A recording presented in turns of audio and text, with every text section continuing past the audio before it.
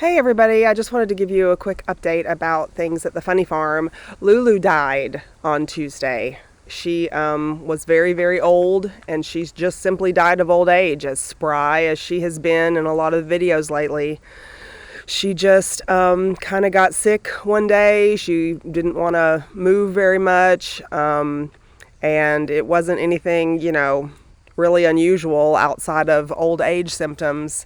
And the next morning, she just peacefully stopped breathing. So we buried her here at the funny farm. I put an evergreen tree over her grave, so that'll forever be Lulu's tree. And Pudgy is here with me, invading my space. He seems to only ever want to come and chat with me when I'm talking, having a sit down talk on the channel. But anyway, Junior's probably going to come over here with his sloppy face. He just drank out of the rain bucket, the rainwater catch bucket, like he always does. He's the only one tall enough to do that, but he just did it. So so we've had another death this week also. Piggy the chicken, who I sometimes put videos up about.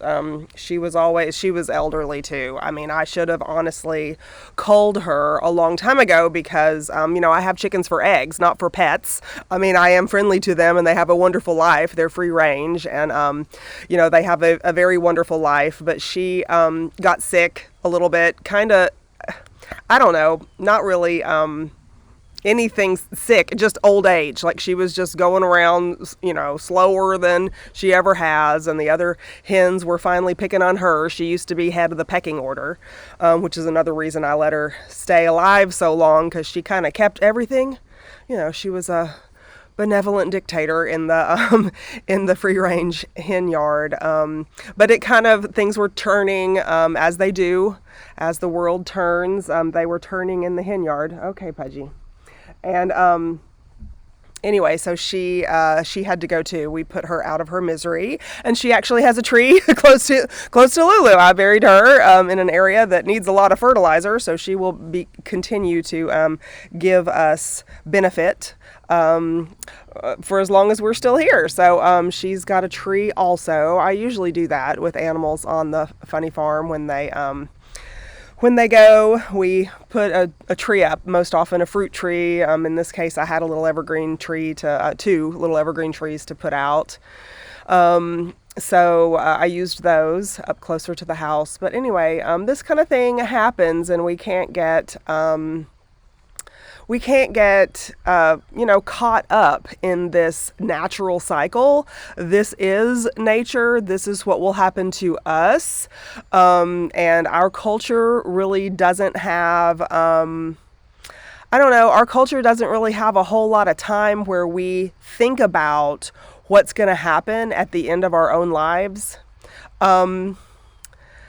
We constantly, it seems to me, and I'm a sociology teacher, I'm a humanities teacher, social science teacher. It seems to me, in studying the fields that I've gone into and also participating in society myself, it seems like people don't have a realistic notion about our own mortality. And it doesn't have to be a morbid kind of it doesn't at all have to be a depressing thing. It's just a reality kind of thing. Reality is that we age, we're born, and a friend of mine, Linda, my next door neighbor, who you might see on some of the videos. Ooh, the wind is picking up. Nice fall wind. The reality is that if we have a birth certificate, we have a death certificate. So far, there are only science fiction movies about being able to live forever, but that's outside of the scope of my belief system anyway. If I am presented with the opportunity to extend my life by 200 years or something, or whatever, I will not be partaking in that kind of opportunity, if that's what you want to call it, because I would consider it extraordinary means to try to stay alive. That's a religious term, actually, that that we use in my Catholic faith to try to determine whether we should continue to help someone live and live and live and live, longer and longer, get them help to extend their life, or submit them to hospice care, for instance, to help them have a more comfortable end of days and that kind of thing. So anyway, I didn't mean to get into all this philosophical talk, really. I just wanted to maybe tell folks out there who have liked a lot of the videos that Lulu was in, or liked a lot of the videos that Piggy the chicken was in, and some other hens are gone. We took an opportunity to cull some of the other old biddies, as I call them, who were not productive anymore. We do that with our farm animals. We do not do that with our humans. We include our humans in our lives until the end of their days, and we, even after they are unproductive in a worldly sense, they are productive in a spiritual sense for us, because we can pray with them and counsel them as they die. So we, at our funny farm, we have taken in our elders. My father, for instance, my husband's father, my husband's mother, his stepfather, have all lived in our home. His daughter, who is now deceased, has lived in our home 2 different times. She wasn't here when she died, but we have that obligation. We feel in our household that we have that obligation to our family members who took such wonderful care and consideration of us growing up, provided us our upbringing, provided us our the knowledge that we have to live our lives, whether in society or outside of society. I started to tell you that I, of course, am a social science teacher, and the more I teach it, and the more I study and stay current in my field, and the more I participate in modern society lately, the more I want to be a homesteader, the more I want to go back to the land and drop out of the industrialized food supply and drop back into the agrarian kind of lifestyle that my father taught us. As children, we grew peanuts and okra and tomatoes and onions and peppers of all sorts and sugar cane even. We lived down at a lower latitude than I do now, so we were able to do all of that, and pecans and peaches and all sorts of things. We hunted and trapped and did all those kinds of activities as children to just have the experience and to know, where do potatoes come from, and how do you bake your own bread, and what does an ear of corn look like, and when is it ripe, and these kinds of things. And so we grew all kinds of things in about an acre garden. Oh, I see such pretty birds flying in the background in this video. It's that time of year, that cold fall time. So anyway, I'm rambling, I suppose, but I just wanted to talk to you kind of. Of course, the death is sad that has happened this week.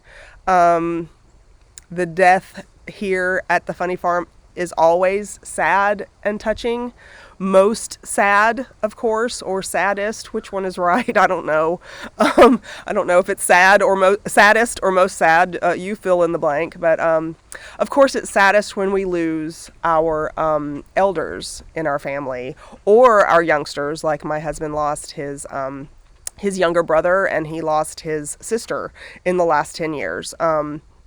And so there's been just a lot of that hitting us here at the Funny Farm lately, but it's nonetheless very sad to lose an animal like Lulu. She was, I'm a dog person, if you haven't noticed, and I've never been a tiny dog person like Lulu certainly was. But when my mother-in-law brought her into our home, and then when my mother-in-law died, gosh, I guess that's been 3 years ago now.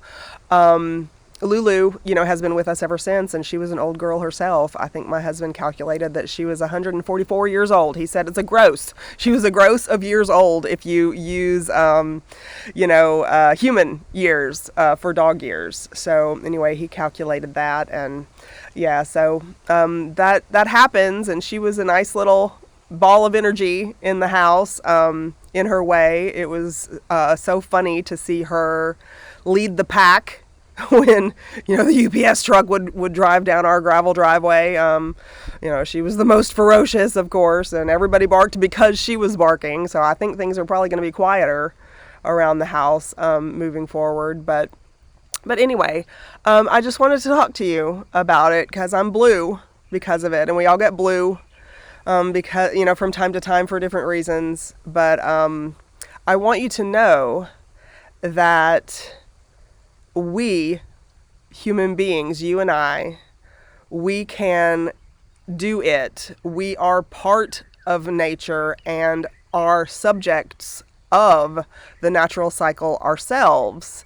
And it doesn't hurt to contemplate this from time to time and prepare, certainly, prepare for the fact that this is going to happen for us. Certainly, if you have any kind of property that, somebody else is going to want or something like that, arrange for it now so that you have something in writing, because not all of us are so lucky to die of old age as my father did, or my mother-in-law, and both fathers and stepfather-in-law and father-in-law, they pretty much died of old age. Not all of us are so lucky. Some of us die from unexpected causes, sudden causes. And so when that happens, we can do it. We can handle the loss by knowing that we are not in control of our own lives. God is in control of everything in the universe, from the bug that you squash on your floor to the mosquitoes that you kill with the spray. God's in control of all of this, and our home is with Him if we live our lives properly, according to the Ten Commandments and natural law that He has established. Then we can have the hope of eternal life in paradise with Him. And so that knowledge is really the thing that helps me the most deal with these passing events that occur in life that get us blue and get us sad. It doesn't mean we're not going to be blue and we're not going to be sad. I am, even though I'm not crying in this video or anything. I am. But there's always something worse than what's happened in your life that you can turn your mind to and offer that suffering to God. You don't have to say a formal prayer. You can think about the suffering that you're enduring and turn it to Him, and think about the suffering that He allowed His only Son to go through, and His only Son's mother. Imagine being a mother watching what happened to Him happen to Him. She watched every step of the way. What mother would not be beside herself and angry at the people who did it to Him? But she's not angry at us. Instead, she wants to comfort us in these times of sorrow. So anyway, I just wanted to talk to you, and I'll keep rambling if I don't stop now. So I better stop, and I'll see you next time. Bye.